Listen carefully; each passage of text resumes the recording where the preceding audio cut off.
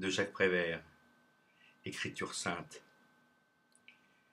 à Paul et à Virginie, au Tenon et à la Mortaise, à la chèvre et au chou, à la paille, à la poutre, au-dessus et au-dessous du panier, à Saint-Pierre et à Miquelon, à la une et à la deux, à la migale et à la fourmi, aux istes et aux estes, à votre santé et à la mienne, au bien et au mal, à Dieu et au diable, à Laurel et à Hardy.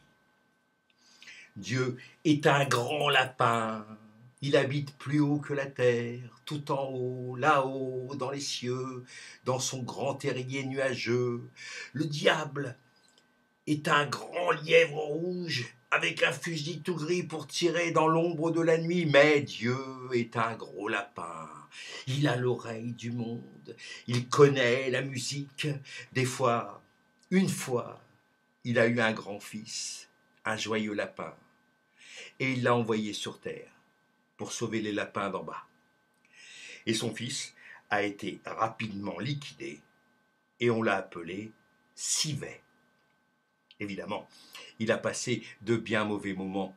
Et puis, il a repris du poil de la bête, il s'est remis les os en place, les reins, le rable, la tête et tout. Et il a fait un bond prodigieux. Et le voilà maintenant rude lapin, bondissant dans les cieux, à la droite et à la gauche du grand lapin tout-puissant. Et le diable tire dans l'ombre et revient, bredouille chaque nuit, rien dans son charnier. Rien à se mettre sous la charnière. Et il pique de grande colère, il arrache sa casquette de sur sa tête, il la piétine dans la poussière et après il est bien avancé. Il est obligé de mettre tous les jours que le lapin fait son chapeau des dimanches.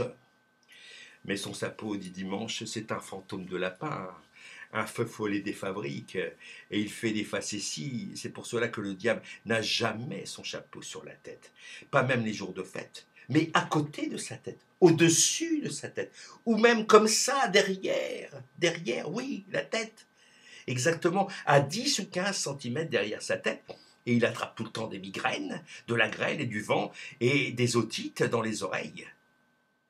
Quand il rencontre Dieu, il est très embêté, parce qu'il doit le saluer. C'est réglementaire, puisque c'est Dieu le fondateur de la terre et du ciel. Lui, il est seulement l'inventeur de la pierre à feu. Et Dieu lui dit, « Je vous en prie, mon ami, restez couvert. » Mais le diable ne peut pas. Mettez-vous à sa place, puisque son chapeau ne tient pas en place. Alors il se rend compte qu'il est légèrement ridicule, et il s'en retourne chez lui en courant.